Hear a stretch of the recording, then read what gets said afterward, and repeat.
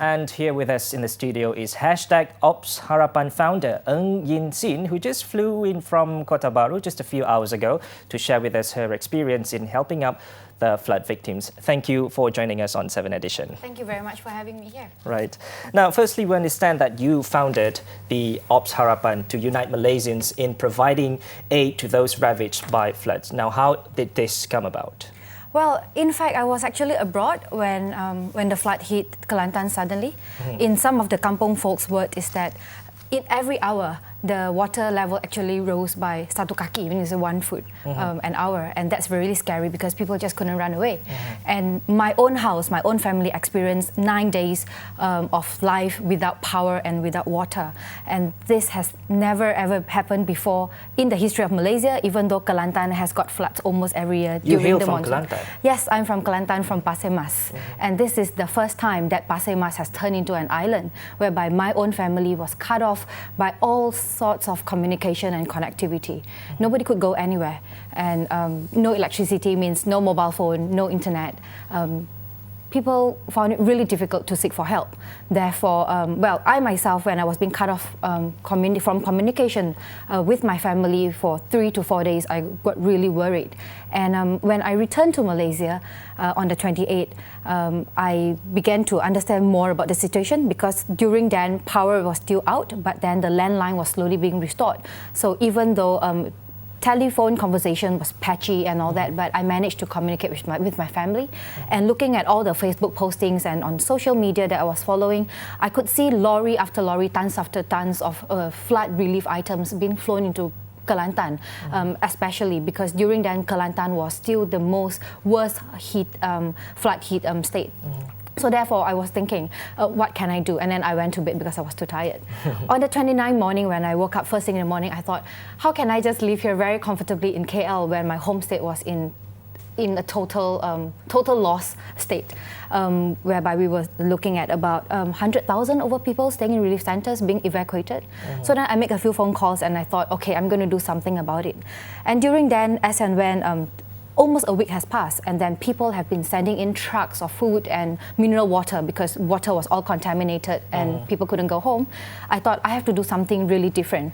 So I thought medical assistance would be something that we could bring into the state. So then I began to look for donors and called Kelantanis who may be able to help. So in a few hours, I managed to assemble a very small team of volunteers and donors from the corporate community and also individuals, especially from Kelantanis, to do something together. Now, how bad the situation there when you first got there? Well, and yeah, what were the things that do they need the most? Well, when I landed at Kota Baru Airport, I could see individual travelers, everybody carrying kotak of things. Meaning, everybody has got a few boxes of things with them. I think everybody, whether their own house is being flooded or not, everybody wanted to do something to help. Therefore, the check-in counter in all airports it was complete madness. And then Kota Baru Airport, we could see cargo after cargo of things being flown in from all over Malaysia to provide relief to Kelantan home state. And then when I reached the state, it was either muddy, still flooded, and the whole Kota Baru town itself looked exactly like the place was invaded. And then it was just like an after-war situation. It was really, really bad. How long were you stationed there? About from the 30th until today. It wasn't too long, but I believe our days were really long over there, so we have done quite a bit with the help of all our volunteers. How has the situation improved from the first day you were there until your last day?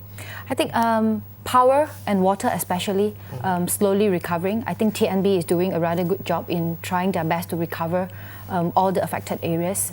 However, water is still contaminated, power is still intermittent, mobile phone lines are still bad. But I think with the help of all Malaysians, food and water, we are quite okay with food and water. It's just that the next challenge would be how are we going to let Kelantanis, especially those very seriously affected ones, get back to their daily life. That's a real challenge. Imagine going back from the relief center to your house to a muddy castle. Exactly. We actually operated our mobile clinics on really muddy place. So it's really bad. Do you plan to go back there? At present, I still have lots of volunteers being deployed to help different clinic kesihatan, different hospitals in different districts in Kelantan.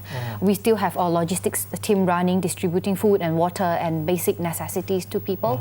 And the plan of cleaning up the schools has also begun. Now, we believe your volunteers are people who are really passionate about helping people in dire need of help. Can you tell us more about them? Who are they and where they come from? Okay, what I can say is that most of my volunteers are really young. They are as young as 19 years old and most of them are below 35 to even just below 40. And most of them, and I would say that this is the first time that most of them are volunteering. Are they students? They are students, they are working professionals, many doctors, nurses, and business people who actually put down their work and then come and help us.